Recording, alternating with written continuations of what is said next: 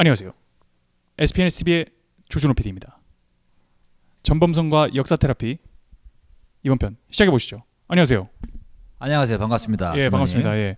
오늘 또 준비한 주제는 BTS가 요즘 많이 이제 한류의 또 중심에 있잖아요.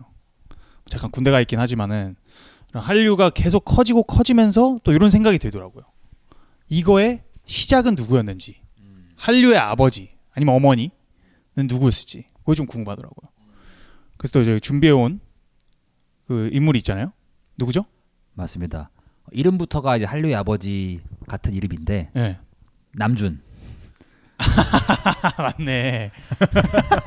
아버지긴 하네요. 진짜. 아버지죠. 동명이인의 아버지신데 오늘날 이제 RM 있다면은 이제 20세기에 백남준 선생님이 계셨죠. 그분이 네. 좀 한류의 아버지가 아닐까 하는 생각이 드네요. 왜죠? 일단 뭐 그냥 쉽게 말하면 20세기 한국 예술 최대 아웃풋. 그리고 세계적으로 이제 뭐 알려져 있는 예술가 중에서 한국인이었던 사람이 손꼽잖아요. 누가 있죠? 뭐 백남준 말고 얘기하자면 뭐 윤희상 작곡가나 뭐 많지 않죠. 근데 그 중에서도 어쨌든 가장 대중적으로나 그 다음에 예술적으로 인정받았던 사람을 한 명을 꼽아야 된다라면은 남준 팩. 또 그리고 되게 얼리였잖아요, 이분이. 완전 거의 초창기 한국에서 해외로 좀 나가기도 어려울 시절부터 해외에서 활동하고 막 이러지 않았나요, 이분이? 맞아요. 뭐 이미 50년도에 한국 전쟁 때문에 이제 한국을 떠났고, 뭐 원래 한국에서 태어나신 분인데 30년대에 근데 떠나서 뭐 일본 유학하고 독일 유학하고 그다음에 미국에서 뉴욕에서 활동을 했죠. 그때 이미 뭐 당시에 유명한 뭐 전위 예술가들 플럭서스 그룹이라고 불리는 뭐 우리가 잘 아는 요코 오노, 네. 존 레논 짝꿍부터 시작해서 뭐 요세프 보이스, 뭐 존 케이지 이런 전위 예술의 개척자들 같은 사람들과 굉장히 친했고, 뭐 데이빗 보이 이런 사람들이랑도 뭐 굉장히 친했다 그러고, 여러모로 정말 그 문화 예술계에서 막강한 인맥을 자랑하는, 세계적인 막강한 인맥을 자랑하는, 우리가 잘 아는 뭐 미디어 학자 마샬 맥클론 이런 사람들이랑도, 학자들이랑도 친하고, 또 재단 뭐 록펠러 재단 이런 그 이제 재계 돈 많은 사람들이랑도 친하고, 심지어 정치권이랑도 친하고, 워낙 막강한 이 인맥을 갖고서 한 획을 그었던 분이시고, 나중에 80년대 한국에 돌아와서는 88 올림픽 당시에는 한국 예술계를 또 이끌었던 장본인이기도 하시죠. 그래서 뭐 명실상부 20세기 한국 예술가들 중에서 가장 뭐랄까 인정받았고 큰 획을 남겼던 분은 백남준이 아닐까라는 생각이 드네요. 근데 이분은 그렇게 어릴 때 어떻게 할 수 있었던 거예요? 그 당시 시기에? 그거는 좀 약간 뭐 배 아프다기보다는 부러운, 약간 얄밉기도 하고 재수 없는 그런 배경이 있는데, 이분이 엄청 부자예요. 집이. 근데 일제 시대 때 엄청 부자였다는 거는 친일. 뭐 아버지가 이제 큰 섬유 공장을 하셨고, 워낙 1930년대 서울에서 태어나신 분이기 때문에 당시 경성이죠. 네. 그러니까 굉장히 유복한 집안에서 굉장히 이제 좋은 교육을 받고서 서양식 교육을, 근대식 교육을 받고서 자랐던 분이었고, 그 당시 용산 인터내셔널 뭐 이런데 느낌의 그런 데 나왔던 건가요? 정확히 어느 학교인지 기억이 안 나는데 요새 뭐 뭐 있잖아요. SFS 느낌의 SFS, 뭐 SIS 이런 뭐 외국인 학교 같은 느낌처럼 당시에 일반 조선 민중으로서는 절대 상상할 수 없는 굉장히 이제 뭐랄까 서구화되고 신식 교육을 받았던 분이셨죠. 그러다가 말씀드린 것처럼 한국 전쟁, 6.25 전쟁이 터지자마자 전 가족이 홍콩으로 갔다가 일본으로 가서 일본에서 도쿄 대학을 나오고, 그다음 독일 베를린으로 가서 또 거기서 원래 음악을 공부했어요. 이 양반 우리가 지금 비디오 아트의 뭐 창시자 이렇게 생각해서 이제 비디오 아트로만 생각을 하지만, 네. 원래 이분은 뮤지션입니다. 그 이제 전위적인 음악을 하고 행위 예술을 했던 분이시고, 그래서 독일에 있을 때 우리가 아방가르드 음악의 뭐 창시자라고 많이 이야기하는 존 케이지라는 사람과 친해지고, 그런 그때 만들어진 이제 뭐랄까 예술가 친구들끼리 우리가 흔히 잘 알고 있는 플럭서스라고 하는 일종의 아방가르드 예술 집단이죠. 를 만들어서 굉장히 활발하게 활동을 합니다. 그 세계적인 명성을 또 얻게 되죠. 그럼 이분이 어떻게 뭐 미디어 아트 이런 거는 아는데 이분의 좀 메이저 업적 같은 게 뭐가 있어요? 뭐 비디오 아트를 하기 전에도 일종의 뭐랄까 실험 예술, 행위 예술 그것을 이제 음악으로 주로 많이 표현을 했었고요. 뭐 가장 뭐 반향을 일으켰던 작품들이 저도 이게 제가 직접 보지는 못했기 때문에 그 제대로 전달해드릴 수는 없겠지만 대표적으로 그 오페라 섹스트로닉이라고 하는 작품이 있는데 SEX요 아니면 SAX요? SEX. 오케이. 굉장히 섹슈얼한 작품이었습니다. 그래서 샬롯 무엄만이라고 하는 당시에 유명한 첼리스트랑 같이 작업을 한 건데 일종의 이제 그 첼리스트가 뭐 우리나라 백남주는 모든 작품들을 되게 굿으로 보면서 표현을 했어요. 어렸을 때 30년대 한국에서 자라면서 이제 굿이랑 무당 이런 걸 많이 봤기 때문에 모든 예술의 원형은 굿이다. 일종의 그 샤머니즘적인 리추얼이다라고 생각을 하면서 그런 것들 어떻게 서양적이고 현대적으로 해석할 수 있을까라는 고민을 많이 했던 분이고 스스로를 전자무당이다 이렇게 부를 정도로 이제 무당도 여성 무당이 앞에서 하면 남자들이 뒤에서 뒷바라지를 하잖아요. 이렇게 반주를 하잖아요. 박수무당 같은 사람들이 백남준이 뒤에서 이렇게 기획을 하고 이 첼리스트 샬롯 무엄만이 첼로를 연주를 하는데 나체로 연주를 하고 나중에는 이제 그 다음 작품 같은 경우에는 비디오 아트를 접목시켜서 비디오 형태의 TV 첼로를 연주하기도 하고 이런 굉장히 좀 충격적인 작품들을 많이 했었죠. 이런 뭐 약간 좀 기이하기도 하고 엽기적인 생각이라고도 불리긴 했지만 이 모든 작품 행위들의 뜻은 돈보다는 축제 그리고 어떤 정신적인 것보다는 육체적인 것 어떤 뭐랄까 이데아적인 것보다는 조금 더 몸에 관한 것 이런 것들을 이제 표현하려고 하는 그 당시 서양 근대 문명의 전체적인 그런 뭐랄까 그 자본주의와 산업 문명이 추동하는 어떤 지향하는 가치들 있잖아요. 그것에 대항해서 말도 안 되는 짓을 했던 거예요. 그러니까 너무 서양 문명이 이성적인 것과 합리적인 것만 쫓으니까 가장 이성적이지 않은 비이성적인 말도 안 되는 행위들을 통해서 우리한테 어떤 원초적인 고대의 야만성이라고 할 수도 있고 우리의 그 원형성을 회복할 수 있도록 하는 것이고 그거를 하는 것에 있어서 자신이 갖고 있었던 한국적인 어떤 리소스 자원이라고 하면 굿이었던 거죠. 자기가 어렸을 때 봤던 무당들이 했던 것들이야말로 당시 60년대에 미국에서 그 백남준이 봤던 맨하탄의 그 뭐 스카이스크레이퍼들 사이에서 막 바쁜 산업 문명의 질서 안에서 어떤 균열을 낼 수 있고 변화를 줄 수 있고 충격을 줄 수 있는 과연 이렇게 사는 게 맞는 것일까? 우리가 잃어버린 어떤 그 본질이 있지 않을까? 그것은 백남준은 축제의 회복이라고 봤고 이런 것들을 공감하는 예술가 집단이 이제 플럭서스였던 거죠. 그 플럭서스란 이름 자체가 플럭서스잖아요. 그거는 이제 라틴어로 흐름이라는 뜻인데 만물은 어떤 정해진 게 아니라 흘러간다. 생성하고 변화하고 변형하고 진화한다. 그렇기 때문에 모든 것이 유동적이다. 라는 이런 그 철학을 갖고서 작업들을 했던 거라 평단이나 예술가들한테는 굉장히 또 신선한 그 매력으로 다가와서 세계적인 명성을 백남준이 떨치게 됐습니다. 제가 지금 궁금한 거는 이 두 가지고 좀 나뉘는데 네. 첫 번째는 이 사람이 집이 잘 살았잖아요. 잘 살았죠. 근데 그게 이 사람이 뭐 그런 뭐 자본주의나 아니면 산업혁명 이런 거를 반대하는 데 있어서 어떠한 영향을 끼쳤는지가 좀 궁금하거든요. 그러니까 그게 네. 뭐 돈이 많은 유복한 입장으로서 이게 다가 아니야를 다음 거를 볼 수 있었던 건지 아니면은 그냥 돈이 많았기 때문에 그냥 그만큼 스트러글이 없으니까 그냥 그렇게 쉽게 얘기할 수 있는 건지 그게 조금 헷갈리는데 형의 좀 생각은 어때요? 너무 좋은 질문인데 그거는 저도 잘은 모르겠어요. 근데 제 생각에는 둘 다인 것 같아요.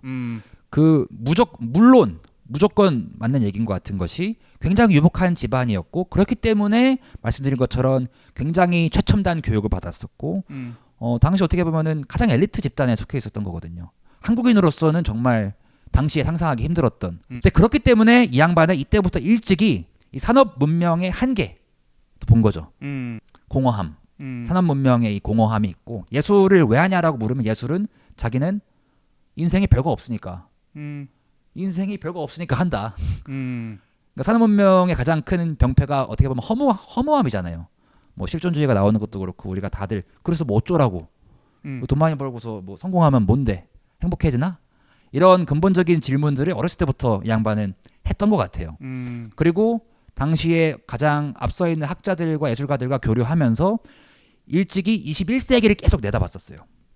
21세기뿐만 아니라 30세기도 내다보고 이 사람은 공상과학 영화처럼 미래를 계속 상상하는 거에 그 익숙해 있었고 굉장히 흥미가 많았었고 이 사람이 비디오 아트의 창시자가 될 수 있었던 것도 이 사람이 일본에 살 때 친구가 그 당시 소니의 대표였어요. 혼자서 들고 다닐 수 있는 비디오 카메라를 소니가 최초로 만들었었는데 그거를 일종의 얼리 어답터죠. 가장 먼저 써볼 수 있었던 것도 백남준이죠. 그러니까 산업 문명의 최첨단을 살았기 때문에 그것의 한계도 알았고 그리고 이것이 나아갔을 때 다음 단계에서 어떤 일들이 벌어질까에 대해서도 제일 먼저 고민을 할 수 있었던 사람이었던 것 같아요. 어쨌든 그 다음 단계에 뭔가 돈이 다 있는 상태에서 그 사람이 봤던 거는 그것보다는 뭔가 다른 걸 본 거잖아요. 결국에는. 그렇죠. 그 형이 말한 것처럼 좀 더 육체적인 거, 네. 뭐 좀 더 영혼적인 거, 좀 그런 거에 집중을 했던 거라 그것도 재밌는 포인트고 다음 하나 질문이 생각났던 거는 이 사람이 잘 될 수 있었던 이유가 외국에서 그 자신의 어떤 그 똥양함 그거를 되게 책임지고 나 그거야 라고 한 포인트가 있었기 때문에 야마가 있었던 것 같거든요. 맞아요. 아티스트로서. 그러니까 맞아요. 만약에 내가 그냥 백인 애들이 하는 거 보고 저거 따라해야지 했으면은 엣지가 없을 수도 있어. 내 생각에는. 근데 맞아요. 그거를 오히려 되게 거부하고 난 나의 루트를 뭔가 아예 인정하고 나는 동양이기 때문에 이런 다른 뷰포인트가 있어 라는 걸 밀고 나갔기 때문에 그런 뭐 플럭서스나 이런 좀 아는 사람들은 또 알아봐 주지 않았나. 맞아요. 그거는 또 백남준이 어떻게 보면 니치를 잘 잡은 걸 수도 있는데 자연스럽게 그렇게 됐던 것 같아요. 그 플럭서스 소속돼 있었던 이제 뭐 당시에 이제 미국인이나 유럽인 백인 예술가들 경우에도 당시 60년대 많은 히피 예술가들이 그랬던 것처럼 동양 철학이 굉장히 심취해 있었거든요. 백남준은 평생 불교도로 살았는데 뭐 술 담배도 안 했고 심지어 자동차도 안 타고 운전도 안 하고 평생 불교도로 살았지만 이 사람이 선불교 철학에 심취하게 된 거는 플럭서스의 동료, 그러니까 미국인 예술가들이 추천을 해줬대. 너 선불교 한번 파봐. 젠 부디즘 한번 공부해봐. 근데 이 사람은 백남준은 우리 같은 이제 유학을 가거나 이제 한국에서 살면서 이제 서구화가 되길 바라고 개화가 되길 바라고 미국처럼 가길 바라는 사람들은 대부분 사실 동양 철학에 별로 관심이 없었잖아요. 근데 오히려 그 당시에 미국의 비트닉들 50년대에 미국의 뭐 앨런 긴스버그 뭐 이런 비트 제너레이션 사람들이나 뭐 히피들은 동양 철학을 굉장히 공부를 하고 있었고 왜 그러냐면 그들은 이미 서양 근대 문명, 산업사회, 자본주의가 갖고 있는 어떤 이 물질 중심적인 세상이 너무 한계가 크다라는 것을 느낀 거죠. 그래서 대안을 찾는 방식으로 이제 동양 철학을 그들이 먼저 공부를 하고 있었고 백남준도 이 미국인 친구들이 선불교 한번 공부해봐, 파봐 라고 하면서 본인의 어떤 뿌리를 다시 한번 그 탐험하기 시작했던 것 같아요. 그래서 이런 뭐 그런 이제 세계관들이 백남준의 대표작 중 하나인 뭐 TV 부다 이런 것들도 나와 있고 뭐 다다익선 저기 뭐 과천에 가만 있는 그런 것들 보면은 굉장히 한국적인 어떤 영감이나 그 뭐랄까 재료들을 적극적으로 오히려 한국에 살았었으면 그 당시에 50년대 60년대의 그런 한국적인 가치들을 귀중하게 여긴다?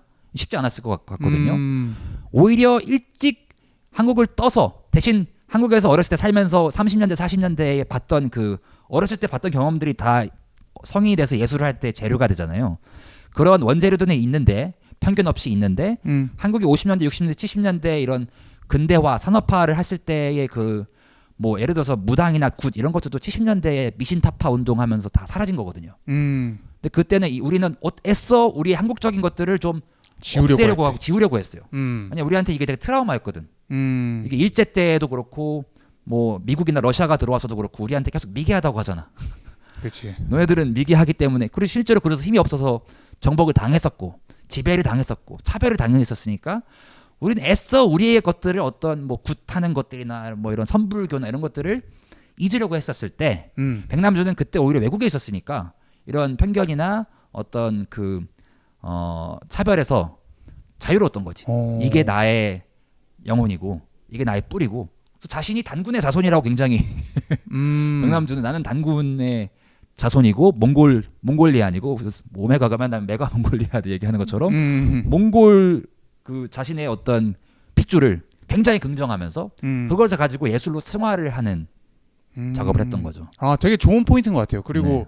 지금 아직도 되게 렐레벤트한 포인트인 것 같고 지금 한국 아티스트들이 아니 뭐 아티스트뿐만 아니라 다양한 산업들에서 한국의 뿌리를 잘 살리면서 해외에서 그걸 인정을 받으면서 크게 갈 수 있는 어떠한 유일한 길은 아니지만 되게 큰 길이라고 요즘 난 느끼거든요. 그게. 맞아요. 그러니까 이거를 따라하는 게 아니라 뭔가 자기만의 어떠한 소스로 뭐 오메가나 이런 사람들처럼 조금 이렇게 첨가를 해가 자기들의 재료로 기반으로 그 문화를 재해석해가지고 그거를 새로운 형태의 아트폼으로 만들었을 때 해외에서 그게 신선하고 더 충격적이게 받아들여질 수 있다는 거죠. 오히려. 맞아요. 네. 그래서 그거를 되게 재밌는 포인트인 것 같아요. 그게 아티스트들이 좀 참고할 수 있는 포인트들이 아닐까? 그리고 그 길을 먼저 가신 거죠. 네. 그리고 한국에서 형이 말한 것처럼 한국에서 잘하면은 그거를 되게 귀중하게 안 여기기가 쉬운 것 같아. 저도 뭐 예를 들어서 막 제가 한의학 좋아하고 이러잖아요. 근데 이게 뭔가 해외에서 자라가지고 더 그거에 눈이 뜬 것 같거든요. 근데 한국에서는 한의학 얘기하면은 다 좀 막 그렇지. 별로로 생각하잖아. 미신 취급하는 사람도 있고. 맞아. 그게 되게 좀 사이비 취급하는 경우도 되게 많고 오히려 해외에서 자란 한국인 외국인들일수록 그거를 그냥 있는 그대로 좀 보고 편견 없이 그래서 그걸 다시 재조명할 수 있는 어떤 기회가 되지 않나라고 생각을 합니다. 네. 우리 역사 테라피잖아요, 제목이. 근데 결국에는 개인의 이제 트라우마, 개인의 한도 있지만 한이라는 것은 원래 민족적인 것이거든요. 우리가 집단으로서 같이 겪었던 경험에서 나온 어떤 트라우마가 있어요. 우리로 하여금 역사를 굉장히 일방적으로 편향적으로 보게 하는. 사실 트라우마를 경험한 사람들이 일반적으로 겪는 그 증상이 기억을 잠궈놓는 거거든요. 기억을 눌러놓는 거야, 맞아. 왜냐면 그 기억을 되살리면은 너무 고통스러우니까. 그 트라우마를 겪었던 그 장면들이 계속 되살아나잖아요. 그것을 잊기 위해서 무의식 중에 잠궈놓던가 아니면은 뭐 중독이 뭐 다른 어떤 뭐 술이나 담배든 이런 뭐 도박이든 뭐 이런 것들로 계속 그 의지하면서 그 기억을 잊으려고 하는 경우들이 많거든요. 근데 저희가 그 한국인들이 역사를 기억하는 방식도 일종의 그런 트라우마에 대한 방어기제 같은 경우를 볼 때가 많아요. 의도치 않게 외부의 폭력으로 식민 지배가 됐든 전쟁이 됐든 그게 일제가 될 수도 있고 미국과 러시아의 군대가 지배한 것일 수도 있고 우리 남북이 이제 전쟁을 한 것일 수도 있고 뭐 독재의 경험일 수도 있고 이런 폭력의 경험 때문에 우리가 상처로 남아 있는 것들이 너무 많고 그래가지고 오롯이 못 보고 있는 우리의 뿌리가 있는 거죠. 근데 이런 것들을 백남준 같이 좀 약간 떨어져서 경계에 살았던 사람들의 경험을 통해서 보면은 조금 더 치유할 수 있는 그런 실마리가 있지 않나. 백남준은 본인도 어쨌든 그런 일제 경험을 했고 6.25를 겪었던 사람으로서 그리고 어쨌든 디아스포라로서 해외에 살면서 한국에 대한 자기의 뿌리에 대한 고민을 얼마나 많이 했을 거예요. 뭐 준호도 그랬을 거 아니에요. 저도 그랬었고. 근데 그러면서 그런 자신의 어떤 고민들을 이런 최첨단의 예술로 승화한 게 아닌가. 그래서 또 많은 사람들한테 공명한 게 아닌가라는 생각이 드네요. 그러면은 저희 그 백남준이 어떻게 한류의 아버지인지 그리고 이 사람이 아직까지도 지금 한류 웨이브에 있어서 영향을 있는지 그거에 대해서 좀 얘기를 해볼까요? 저는 한류는 진짜 21세기적 현상이라고 생각하는 게 이 디지털 혁명 없이는 인터넷 없이는 한류라는 것도 있을 수가 없잖아요. 그렇죠. 이게 가능한 것은 이제 이렇게 조그만 나라에서 그렇죠? 가능할 수 있는 거는 전 인터넷의 힘이라고 보거든요. 맞죠. 어쩌면 가장 최초로 인류 역사상 가장 최초로 인터넷을 예견한 사람이 백남준이에요. 인터넷이란 말이 있기 전에 인터넷을 상상하고 구현하려고 노력했던 심지어 인터넷이 어떻게 되어야 한다라고 어떤 도덕적인 정치적인 주장까지 했던 분이 백남준입니다. 백남준은 그래서 비디오 아트의 창시자라고만 보기에는 너무 말씀드린 것처럼 한정적이고 네. 제가 봤을 때는 철학가이자 사상가이자 예술가이자 행위예술가라고 볼 수 있을 것 같아요. 그래서 저는 사실 오늘 한 가지만 딱 나누고 싶다면은 백남준에 대해서 제가 백남준 전문가가 아니기 때문에 백남준의 그 풍부한 작품들을 다 몰라요. 근데 저한테 가장 큰 감명이 깊었던 작품 그리고 그 작품의 텍스트가 되는 것이 있는데 그게 바로 Electronic Superhighway라고 하는 개념이 있습니다. 무슨 뜻이죠? 이게 인터넷이에요. 인터넷이란 이 말이 생긴 것은 이제 8, 90년대거든요. 월드 와이드 웹이 나올 때부터 이제 인터넷이란 말이 좀 정착이 된 거고 백남준은 1974년도에 썼던 에세이에서 그 록펠러 재단에다가 이제 펀딩을 받으려고 이 양반이 펀딩을 잘 받았어. 그게 지금 너무 대단한 것 같아. 이 양반이 예술가들한테 인기가 많았던 것도 유치를 잘했고 펀딩을 잘 받아가지고 부자들이랑 친해. 돈에 그게 그냥 좀 배어 있구나 뭔가. 뭐 부자니까. 그리고 그게 부자니까도 있지만 사실 그 부자가 된 경로에는 아버지가 그런 걸 뭐 잘 하셨으니까 그랬을 거 아니에요. 그렇겠죠. 어렸을 때부터 보고 배웠겠죠. 그러니까. 뭐 일본에서도 부자들이랑 친하고 한국 부자들이랑도 친하고 미국에서도 록펠러 재단한테 돈을 받아가지고 아티스트들한테 막 나눠주기도 하고 그랬대요. 그래서 이 에세이도 록펠러 재단에다가 쓰는 제안서였어요. 프로포설이야. 근데 it's called Media Planning for Post-Industrial Society. The subtitle is 21st century is only 26 years away. 21st century is now only 26 years away. 그러니까 1974년도에 쓴 거니까 21세기가 26년밖에 안 남았다. 그 아까 첫 타이틀은 그리고 뭐였죠? 첫 타이틀은 Media Planning for Post-Industrial Society. 그 탈산업 사회를 위한 미디어 계획. 이런 엄청 무슨 뭐 철학 논문 같은 그리고 읽어보면 한 13장 정도 되는데 되게 재밌어요. 요약 좀 해주실 수 있나요? 그 3분 요약을 해줬더라. 바로 또. 근데 굉장히 재밌는 게 여기가 그 에세이 안에 그 에세이 결론에 Electronic Superhighway라는 개념이 나와요. 그 뭐 줄거리를 요약을 하자면은 그 당시의 상황을 봐요. 이 당시에 이미 백남준은 TV를 가지고서 아트를 하고 있었어. 근데 백남준이 그 당시에 TV는 우리가 얘기하는 이 그 VHF, very high frequency, 그 초단파 방송, 그러니까 우리가 흔히 얘기하는 그 공중파. 옛날 지금 없어졌는데 옛날에 뭐 7번 틀었다, 9번 틀었다, 13번 틀었다. SBS, 알죠. MBC. 그게 이제 그 초단파 방송이거든요. 그러니까 아날로그 TV 방송의 형태고 특정 주파수를 어떤 그 방송국에서 취득하면은 그거를 계속 독점적으로 쓸 수 있고 그런 시대였고 근데 이제는 뭐 DMB로 넘어갔다가 이제는 뭐 다 그 뭐랄까 디지털로 갔잖아요. 근데 이때는 백남준이 보니까 엉망인 거야. 계획이 안 돼 있었던 거야. 이 TV에 대해서 TV가 얼마나 중요한지를 그 몇십 년 전에 지식인들과 정부와 특히 재단 이런 그 쉽게 말하면 계획을 해야 될 사람들이 좀 깨어있는 상태로 계획을 해야 될 사람들이 TV를 무시한 거야. 바보 상자라고 하면서.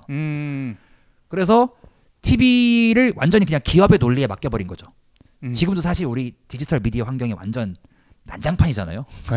그래서 백남준은 이거 봐라. 이 TV 벌써 지금 이거 계획 안 돼서 백남준이 근데 무슨 공산주의자도 아닌데 이 너무 지금 난장판인 거 봐라. 근데 앞으로는 탈산업 사회로 가면은 훨씬 더 발달된 브로드밴드가 나올 것이다. 우리 요새 브로드밴드란 말 많이 쓰죠. SK 브로드밴드 이런 것처럼 브로드밴드를 이제 내다보면서 앞으로는 TV야 뭐 정해진 시간에 정해진 어떤 그 일방적으로 우리가 수신하는 거지만 앞으로는 쌍방향으로 누구나 TV를 촬영을 해서 송신할 수 있는 그러니까 주고받는 텔레커뮤니케이션이 가능해질 거고 이게 브로드밴드로 가면은 정해진 주파수에서 정해진 시간에 정해진 지역에서만 하는 게 아니라 언제 어디서는 계속 할 수 있어질 거다. 인터넷이잖아요 이게. 그렇죠. 인터넷이고 디지털 혁명인데 이거를 그 당시에 디지털 혁명이란 말도 없었고 뭐 인터넷이란 말도 없었던 거야. 그래서 이거를 내다본 거지. 그럼 이거를 지금부터 미리 준비해야 된다. 안 그러면은 왜냐면 이게 엄청나게 긍정적인 효과가 될 수도 있는데 또 엄청나게 부정적으로 갈 수도 있다. 지금 TV도 그러지 않냐? TV를 보면서도 이런 얘기를 해요. 당시 미국 사회에서 백인들은 그 투표를 해보면은 설문조사를 해보면은 백인들은 TV를 싫어했대. TV는 바보 상자다. TV를 보면은 책 볼 시간이 줄어든다. 지금도 우리 막 스크린 타임, 핸드폰 하면은 멍청해진다. 핸드폰 하면은 집중력 떨어진다. 이런 얘기 많이 하잖아요. 그리고 요새 스크린 타임이 뭐 한 12시간 된다며 평균적으로. 그 당시에 미국의 평소 TV 스크린 타임이 6시간 반이었대요. 74년도에. 근데 그런 거를 보면서 백인들은 덤다운해진다. 사람들이. 이렇게 싫어했는데 흑인들은 이 TV가 주는 교육적인 가치가 너무 좋다라고 한 거야. 왜냐면은 백인들의 입장에서는 이미 자기가 갖고 있었던 어떻게 일종의 특권이죠. 교육이라는 것이.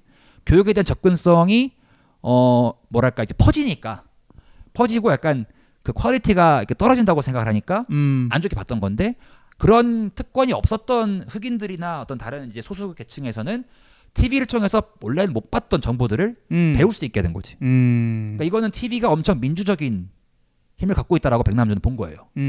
그리고 어떤 얘기까지 하냐면은 그때 인종 차별 정책에 분리 정책에 대항해서 이제 그 흑인 학생들을 백인 학교에 그 등교시키는 그런 그 운동이 있었거든요. 정책이 있었거든요. 이런 것들을 굳이 갑자기 그 흑인 네이버후드에 사는 친구들을 백인 동네로 강제로 그 전학시키는 것보다 흑인 학교랑 백인 학교에 TV를 연결해서 서로 보게 하라.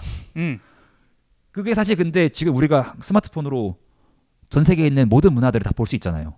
이런 식으로 서로 소통이 생기면은 커뮤니케이션이 생기면은 많은 이런 우리 간의 갈등과 분열과 이런 것들이 해결될 수 있을 것이다. 그러니까 커뮤니케이션의 힘을 본 거지. 미디어의 힘을 긍정적인 힘을 본 거지. 근데 이게 자칫 잘못하면은 또 TV가 이렇게 계획이 안 돼서 망가진 것처럼 우리가 생각하는 이 그 브로드밴드 텔레커뮤니케이션 사회도 굉장히 부정적으로 할 수 있을 거다. 근데 여기에 대해서 우리는 긍정적인 어떤 그 기술을 품고 긍정하는 마음을 갖고 미리 좀 계획을 해야 된다. 이 얘기를 74년도에 씁니다.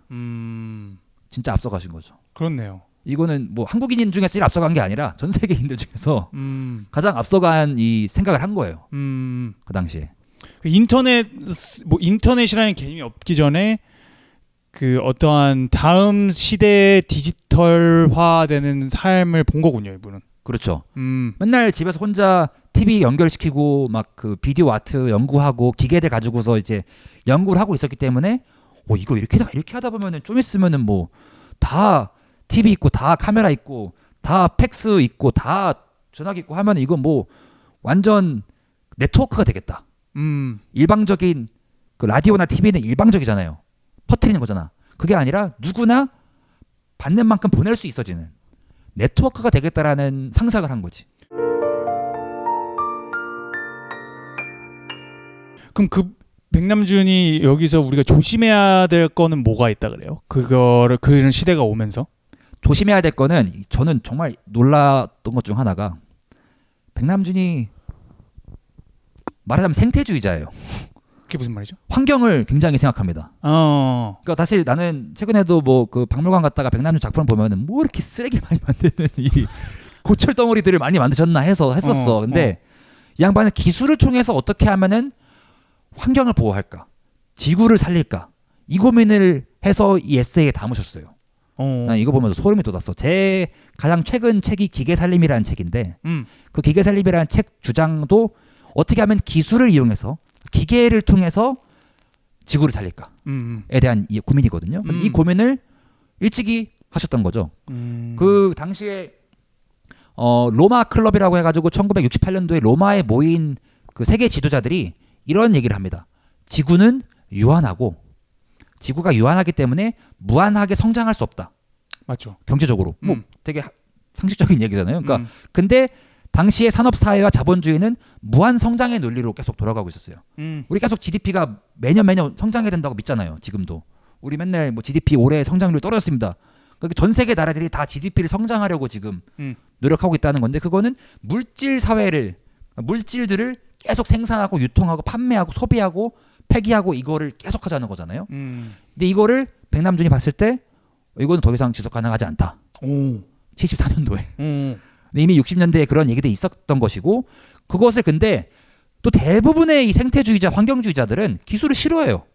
그래서 우리가 잘 아는 그 소로우, 월든이라는 에세이에 있었던 그 소로우라는 사람이 조지 소로스 말고 조지 소로스 말고 헨리 데이비드 thoreau 그 월든이라는 그 이제 호숫가에 가가지고 혼자 통나무 집 짓고서 그 이 사람 1860년대 이때 사람인데 혼자서 이제 미국의 약간 그 내추럴리즘의 아버지야. 트랜센덴탈리스트라고 부르고 초월주의자. 그래서 이 사람은 굉장히 아름다운 자연을 사랑한 에세이도 많이 쓰고 막 어떻게 하면은 그러니까 이 사람 혼자서 통나무 집에서 살면서 기술을 2년 동안 거부하는. 기술 거부하고 막 열차, 기차 싫어. 나는 그 뭐야 보트 뭐 이런 전보, 텔레그램 이런 거 싫어. 음. 전화기 싫어. 이러면서 이제 완전 가가지고 혼자서 통나무 집 짓고 사냥하고 채식하던 사람이었고 그 사람도 엄청 그러니까 이 생태주의자들이 좋아하는 사람이에요. 근데 소로우가. 근데 백남준은 소로우를 되게 비웃어. 이 에세이에서도 소로우가 그 당시에 뭐라 그랬었냐면은 그 당시 전화 기술이 처음 나오기 시작했거든. 전보 기술이랑 전화 기술이. 근데 아니 테네시랑 메인에 있는 두 사람을 전화기로 연결시켜 봐봐. 근데 둘이서 할 얘기가 뭐가 있겠어. 이런 식으로 소로우는 기술이 발전하면 발전할수록 인간은 망한다. 라고 믿었어요. 사실 지금도 그렇게 믿는 사람들이 많죠. 근데 백남준은 야 전화가 얼마나 좋은 건데. 전화가 있기 때문에 메인에서 저기 그 뭐야 테네시까지 자동차를 운전해서 안 가도 되잖아. 그러니까 이 사람은 산업사회 백남준은 산업사회의 그 기본 원칙이 석탄을 태워서 그 증기기관이든 내연기관이든 어떤 그 화석 연료를 가지고서 에너지를 만들어서 그걸로 이동을 하는 게 그러니까 물건을 만들어서 배송 보내고 기차를 만들어서 타고 가고 비행기를 만들어서 날아가고 이 어떻게 보면은 에너지를 계속 생산해서 이동을 하는 게 산업사회의 기본 작동 방식으로 봤다면은 백남준이 꿈꿨던 탈산업사회 디지털 사회죠. 디지털 문명은 그런 에너지가 아닌 인포메이션 정보. 그러니까 말하자면은 내가 굳이 자동차 타고 안 가도 전화기로 혹은 이제 인터넷으로 백남준 말로는 일렉트로닉 슈퍼 하이웨이로 그러니까 실제 하이웨이를 타고 안 가도 일렉트로닉 슈퍼 하이웨이로 에너지를 아끼면서도 소통할 수 있지 않냐.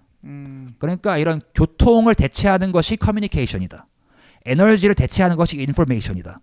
이런 식으로 새로운 패러다임 시프트를 예상한 거죠. 그러니까 이걸 기술을 잘만 쓰면은 이 기술이 나쁜 게 아니라 잘만 쓰면은 에너지도 아끼고 그 성장 이런 무한 성장의 어떤 신화와 논리도 깨부수고 탈성장으로 갈 수 있는 post growth, post industrial society로 갈 수 있는 그 가능성이 이 인터넷에 있다. 인터넷이란 말을 안 썼으니까 일렉트로닉 슈퍼 하이웨이에 있다. 그래서 이거를 엄청 기대했어요.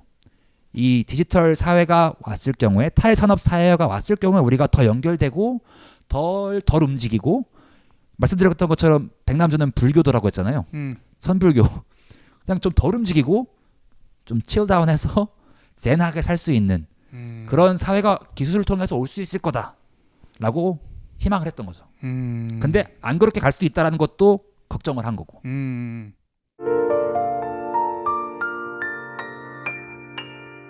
너무 좋은 포인트들이 많은데 한번 이제 저희가 다시 그 우리의 첫 주제랑 조금 연결을 지어보고 싶은데 한류로. 어떻게 지을 수 있을까요? 이분이 그 제가 일단 생각이 드는 거는 한류라는 그 무브먼트 자체가 그게 우리나라가 대한민국이 뭔가 그런 뭐 옛날에는 제조로 시작을 해가지고 계속 진화를 했잖아요. 어느 정도 이제 제조로만 처음엔 단순 노동으로 시작을 했다가 이제 점점 문화의 영역으로 문화를 익스포트하는 영역으로 가면서 좀 더 고산업 고부가가치 산업들에 이제 많이 들어온 것 같고 그게 이제 한류의 일부 중에 하나라고 생각하거든요. 말한 것처럼 뭔가 단순히 그런 물질적인 걸 떠나서 이제 문화를 팔고 그렇죠. 어떠한 뭐 뮤직비디오를 팔고 하면서 굉장히 큰 영향을 끼치고 문화적으로 그런 면에서 또 매듭이 지어지는 게 조금 있다고 생각드는데 맞아요. 거기에서 제 생각에는 키워드가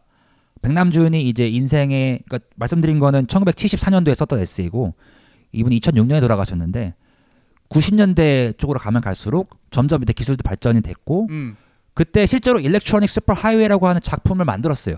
95년도에. TV들을 연결해가지고 미국 50개 주를 다 상징하는 TV들을 설치하는 지금 DC의 스미소니언 그 미술관에 있는데 이런 실제 작품을 구현하시면서까지 활동을 했을 때 본인을 전자무당이라고 그래서 불렀거든요. 이것에 대해서 좀 우리가 의미를 생각해 보면은 한류와 백남준의 어떤 예술 세계와 연결성이 보일 것 같은데 이 한류의 어떤 현상은 말씀드린 것처럼 디지털 현상이고 디지털 사회가 산업 사회가 다른 것은 우리가 4차 산업혁명이란 말을 쓰는데 사실 이거는 좀 어폐가 있는 것 같아요.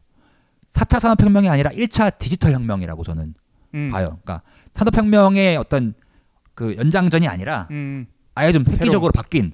왜 그러냐라고 하면 산업혁명의 어떤 산업사회의 주체는 시티즌이었어요. People who live in cities. 시민. 근데 디지털 사회의 주체는 네티즌이에요. 네티즌은 이제 굳이 번역하자면은 망민. 그 망에 사는, 연결망에 사는. 중국에서는 그 네티즌을 망민이라고 불러요. 그러니까 시민이 아니라 망민이고 시티즌이 아니라 네티즌인데 그러면 시티즌과 네티즌의 차이는 뭐냐라고 하면은 시티즌은 말 그대로 도시에 사는 사람, 우리 다 시티즌이잖아요 지금. 도시에 사는 사람들은 이렇게 모여 있어야 돼. 모여 있는 이유는 중앙 권력에서 그게 국가가 될 수도 있고 기업이 될 수도 있고 광장이 될 수도 있고 어떤 뭐 전광훈 목사가 될 수도 있고 누군가 한 명이 보내주는 수신해주는 메시지를 일방적으로 수용하는 거예요. 그리고 물론 거기에 참여할 수도 있고 광장에 참여하고 투표도 하고 하지만 어쨌든 메시지가 전달되는 방식이 되게 일방적이고 이렇게 중앙 집권적이에요. 네티즌은 모두가 송신자이다 수신자. 네트워크라는 것은 중심이 없거든요. 네트워크는 모두가 중앙인 거야. 준호가 SBS TV를 하는 사람으로서 SNS의 중심이고 나는 또 내가 중심이고 이 중심들이 계속 하나의 그물처럼 이제 뭐 거미줄처럼 웹처럼 그래서 우리가 월드 와이드 웹이라고 하잖아요. WWW 웹처럼 네트워크처럼 연결되어 있는 것이기 때문에 되게 탈중앙적이고 탈중심적인 것이고 그것의 핵심은 누구나 네티즌이라고 하면 누구나 크리에이터고 말씀드린 것처럼 시티즌은 프랑스 시민혁명 할 때도 나와 있지만 그들의 권리를 크리에이터 갓 신으로부터 부여받은 존재들이에요. 근데 우리는 네트워크 상에서 누구나 크리에이터가 되잖아요. 누구나 우리만의 소우주를 마이크로 유니버스를 만들 수 있어. 그런 힘을 갖고 있어. 그것은 정말 막강한 우리가 그 슈퍼 파워를 갖게 되는 것이고 그랬을 경우에 그 우리가 갖게 된 역할들이 이미 그런 말들을 쓰죠. 유튜브, 채널, 미디엄, 미디어 이게 다 사실 되게 스피리추얼한 말들이거든요. 채널 한다는 것, 미디엄이라는 것, 튜빙 한다는, 유튜브 한다는 것 이거 자체가 우리가 통로가 된다는 것이고 이게 무당이에요. 무당이 미디엄이잖아요. 영매.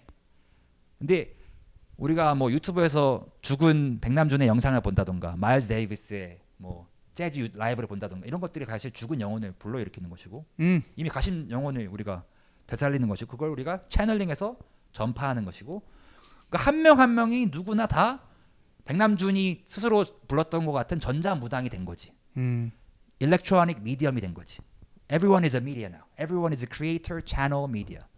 이것은 굉장히 스피리추얼한 어떤 아티스틱한 영향이 있는 것이고 이러한 사람들이 모여서 저는 지금 우리가 한류라고 부르는 그 흐름을 만들고 있는데 한류라는 이름 자체도 한국의 흐름이잖아요.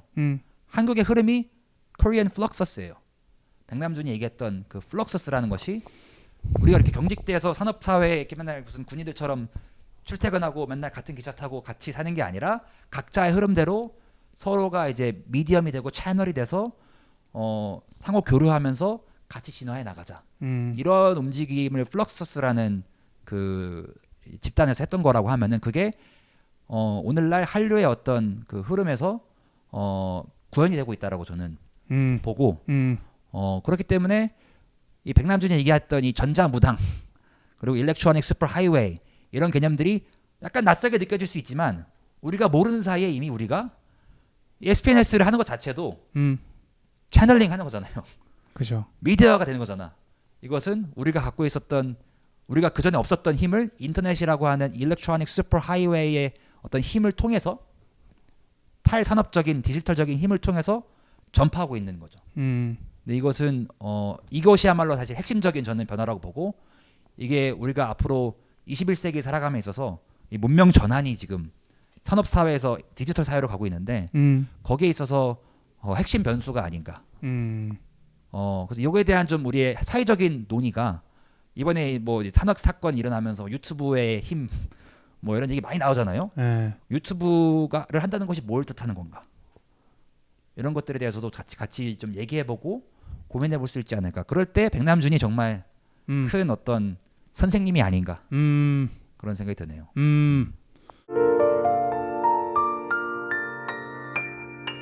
좋습니다. 굉장히 많은 생각이 드는데 조금 더 저의 견해를 정리를 해보자면 네. 백남준 선생님의 삶으로 제가 배운 점들은 일단은 그 이분의 어떠한 배경을 통해서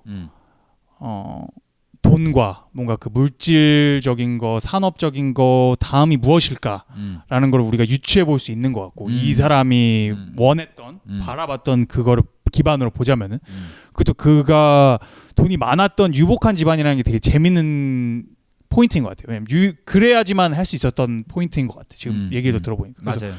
그게 되게 재밌는 포인트인 것 같고 또 한국의 어떠한 고유성을 어떻게 하면 우리가 잘 보다듬고 키워나가서 좀 국제적인 스테이지에서 인정을 받을 수 있는지 뭐 그런 것도 되게 많은 생각이 들고 또 세 번째는 제가 생각하기에 이제 한국이 저 어릴 때 이제 캐나다 가기 전에도 이제 한국이 항상 인터넷이 너무 빨랐잖아요. 뭔가 그런 그 인터넷 맞아요. 문화 뭐 이런 그런 면에서 기술 이거를 이렇게 접목하는 데 있어서 가장 빨랐던 나라라고 생각을 하거든요. 전 세계적으로. 맞아요. 그래서 캐나다 갔을 때도 여기 인터넷이 왜 이렇게 느리지? 뭔가 한국에서는 엄청 빠른데 뭐 다운로드 속도나 이런 것들이. 그래서 그런 면에서 또 백남준 선생님이 그런 그 뭔가 한국의 어떤 빠르고 뭐 이런 변화하는 트렌드들을 굉장히 빠르게 캐치하고 선두적으로 나가는 거에 좀 창시자가 아닌가. 그래서 또 그런 거를 기반으로 한류라는 이런 미디엄을 새로 만들어냈고 맞아요. 그걸 또 다음 어떤 전자로에 가는 그거를 또 본 게 아닌가라는 생각이 들어가지고 너무 재밌는 시간이었네요, 진짜. 예, 굉장히 저희 한국 사회에 대해서도 많이 돌이켜볼 수 있는 그런 좋은 인물을 또 가져주셔서 감사드립니다. 백남준이 꿈꿨던 거는 이런 그 기술을 활용해서 돈보다는 축제가 삶의 중심이 되는 것을 바로 돈이 있으니까 하는 얘긴데 돈이 있으니까 하는 얘긴데 그런 사회가 가능할 수 있지 않을까. 그래서 이 탈산업 사회, 디지털 사회에서는 건강이랑 여가랑 그다음에 행복이란 말보다는 건강, 여가, 정부 이런 가치들. 그러니까 원래 산업 사회의 가치는 재화를 그러니까 물건을 생산해서 유통하는 거였단 말이죠. 근데 디지털 사회에서는 더 이상 그게 중심이 되는 게 아니라 어떻게 하면은 뭐 말씀하신 것처럼 행복하게 즐겁게 살 수 있기 위해서 안녕을 얻기 위해서 건강할 수 있는지 즐길 수 있는지를 정보로서 교환하는 것이 핵심 어떤 그 경제 행위가 될 것이다 라고 봤어요. 근데 지금 사실 하고 계신 게 그거죠.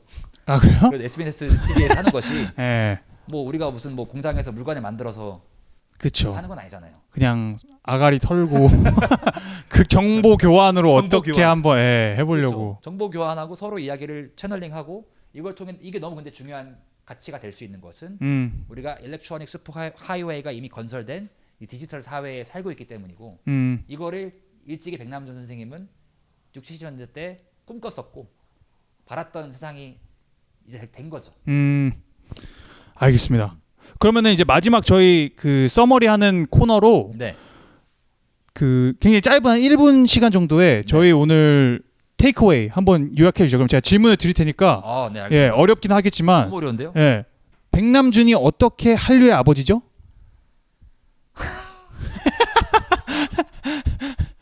백남준이 한류의 아버지라고 말했을 때 백남준이 지금의 한류를 만들었다라고 볼 수는 없고요.